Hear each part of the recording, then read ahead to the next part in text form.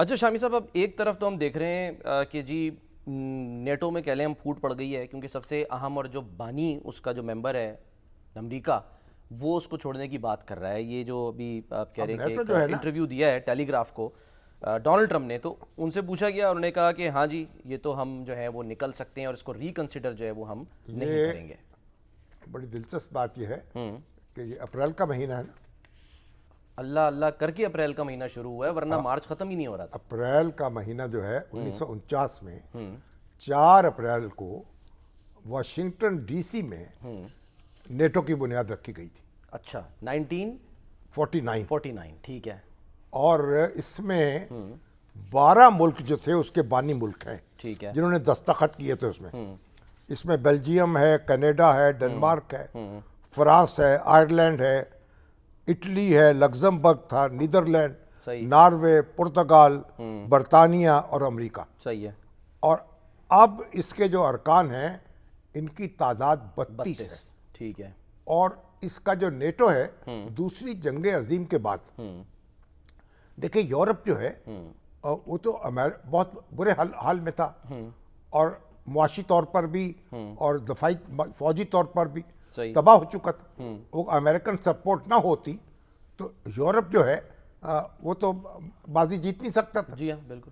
اب جنگ کے بعد جو ایک طرف سوویت یونین تھا، اب سوویت یونین میں جو کمیونسٹ انقلاب آیا ہوا تھا، اب وہ بھی جوغار کر رہے تھے یورپ کے مختلف ممالک پہ، صحیح، ان کو لپیٹ میں لیتے چلے جا رہے تھے. ٹھیک ہے. وہاں قبضے کر رہے تھے، بغاوتیں ہو رہی تھی. تو اب یہ سوویت یونین کی جو جلغار کا مقابلہ کرنے کے لیے پھر یہ نیٹو جو ہے بنایا گیا.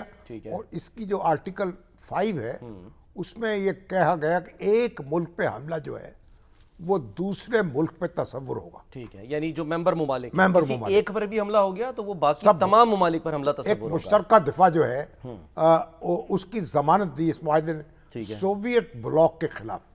ٹھیک ہے. تو جب پھر سوویت بلاک میں کیا ہوا، پھر جب اس کے مقابلے میں سوویت یونین نے ایک وارسا پیکٹ کی بنیاد رکھی. ٹھیک ہے. وارسا میں معاہدہ ہوا، جو سوویت بلاک کے ممبرز تھے انہوں نے بھی اسی طرز کا معاہدہ کیا. ٹھیک ہے. پولینڈ کا ایک پر حملہ جو ہے صحیح ہے وہ سب پہ حملہ سمجھا جائے گا. صحیح ہے. اس میں پھر جو مشرقی یورپ کے ممالک تھے انہوں نے دستخط کیا. اب 1990 کی دہائی میں سوویت یونین تو دنیا کے نقشے سے غائب ہو گیا. ٹھیک ہے. تحلیل ہو گیا. جب تحلیل ہو گیا اب سوال پیدا ہوا کہ اسی نیٹو کی ضرورت ہے کہ نہیں. مگر نیٹو جو ہے انہوں نے کہا نہیں، اس کو ہم نے قائم رکھنا ہے. اور نیٹو میں پھر کئی مشرقی یورپ کے جو ممالک ہیں وہ بھی شامل ہو گئے. اچھا. اب اس کے 32 ممالک ہیں. جی ہاں بالکل. اور ایک طرح سے وہ ایک دوسرے کے دفاع کی ضمانت ہے. صحیح. اب اس میں اس کا بڑی دلچسپ بات یہ ہے اس سے آپ اچانک الگ نہیں ہو سکتے کوئی ملک جو ہے. اچھا. وڈرال ممکن نہیں ہے. طریقہ کار ہے اس کا طریقہ کار ہے. وہ کیا؟ وہ جو وڈرا کرے گا وہ امریکہ کو نوٹس دے گا. تو اس کیس میں تو امریکہ خود کو نوٹس دے گا جو ہے پھر دوسرے ملکوں کو اس کی اطلاع دے گا. اچھا.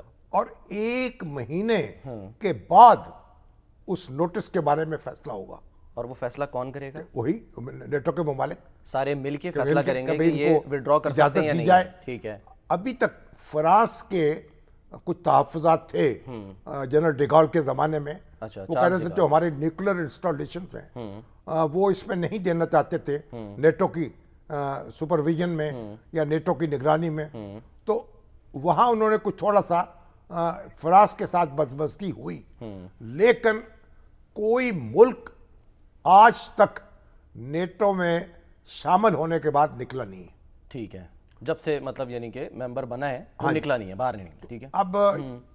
اب یہ ہے کہ امریکہ جو ہے اس وقت اب کیونکہ یورپ سے ناراض ہے اور یورپ کی اس نے بے عزتی بھی بہت کی پریزیڈنٹ ٹرمپ نے. اور یہی وجہ ہے شامی صاحب کہ جو برطانیہ ہے وہ یہ کہہ رہا ہے اب، جس کی آپ بات کریں کہ وہ مطلب پریشان حال تھا اور نیٹو جو ہے اس کا قیام عمل میں آیا، وہ ہو یا فرانس غلام سمجھا نا. ہاں تو وہ اب انکار کر رہے ہیں. وہ تو کہہ رہے ہیں یہ والی جنگ تو کہہ رہے ہیں جی ہماری نہیں ہے. ان کو مشاورت کرتے جیسے پہلے ان سے مشاورت کے بعد اقدامات ہوتے رہے.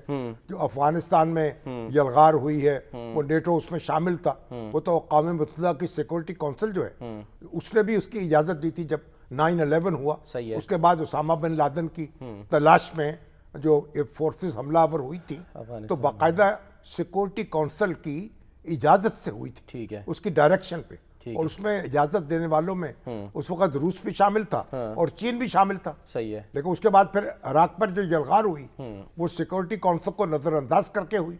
लेकिन नेटो जो है और अमेरिका तो इकट्ठे थे उसमें, बिल्कुल, बरतानिया भी उसके साथ था। अब जिस वार्सो पैक्ट की शामिल साहब बात कर रहे हैं वो पोलैंड में ही है ना, तो पोलैंड ने ताज़ा खबर ये कि पेट्रियट निज़ाम जो है वो अपना मशरिक़ वस्ता भेजने से इनकार कर दिया है, यानी एक और मुल्क जो है ना वो आ गया। अच्छा, अब जो मैं जिस इंटरव्यू की बात कर रहा हूँ जो टेलीग्राफ को दिया है डोनाल्ड ट्रम्प ने, उसमें वो नेटो को पेपर टाइगर कह रहे हैं। मैं क्विकली सिर्फ बता दूं कि वो क्या कह रहे हैं। कह रहे हैं कि जी नेटो से इनखला पर हम सख्ती से गौर कर रहे हैं, और अखबार ने ये बताया कि ट्रंप ने इस इतिहाद को कागजी शेर यानी कि पेपर टाइगर जो है वो कहा है।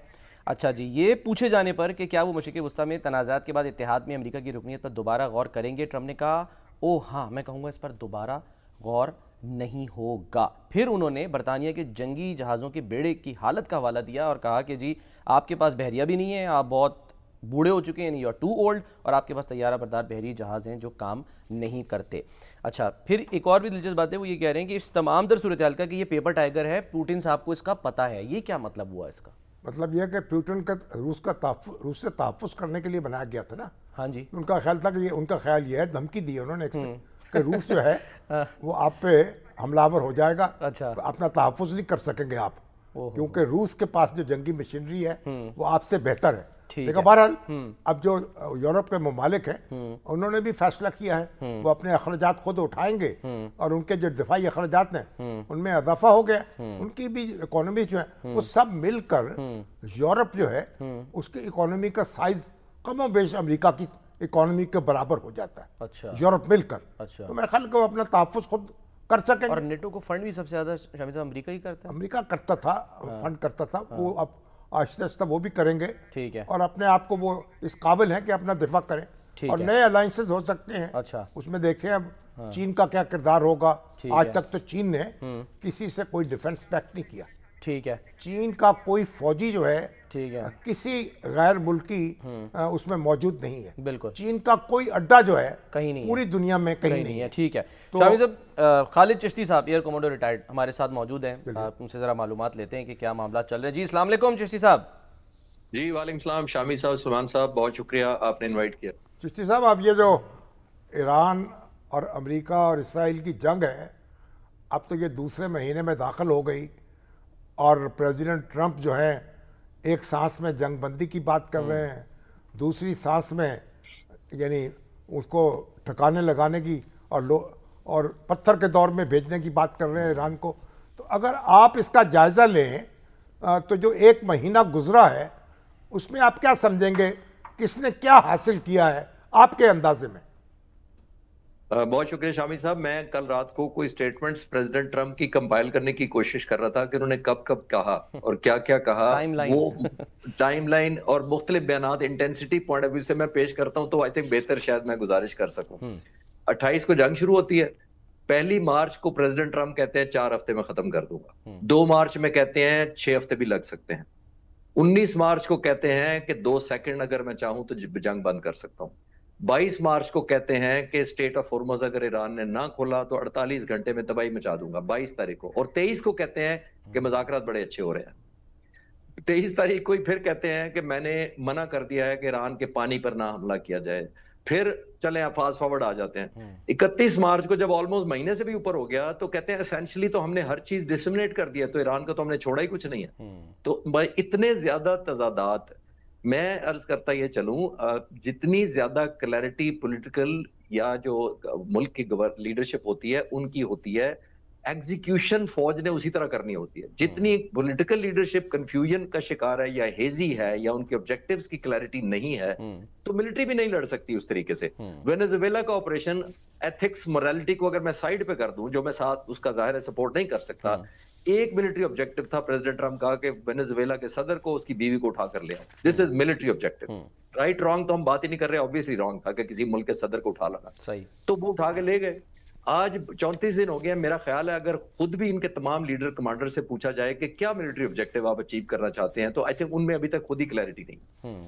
वेरी करते हैं, शिफ्टिंग करते हैं। उसी वजह से आपने देखा है कि वो डिलीवरेंस कॉम्प्रोमाइज हो जाती है। जब आपके ऑब्जेक्टिव क्लियर नहीं होते तो आपके आउटपुट भी कंफ्यूज ही होती है। لیکن ابھی جو کرنٹ بیانات ان کے ہیں، ٹھیک ہے، ظاہر ہے وہ بیان تو دے رہے ہیں نا، ابھی بے شک تھوڑے تضاد ہیں، لیکن اور دوسری طرف جو تیاری ہو رہی ہے ظاہر ہے اس پر بھی آپ کی نظر ہے، وہ یہ بھی کہا جا رہا ہے کہ جو یو ایس ایس ٹریپولی ہے وہ بھی قریب پہنچ گیا ہے اور ٹروپس کو اتارنے کی بھی باتیں ہو رہی ہیں.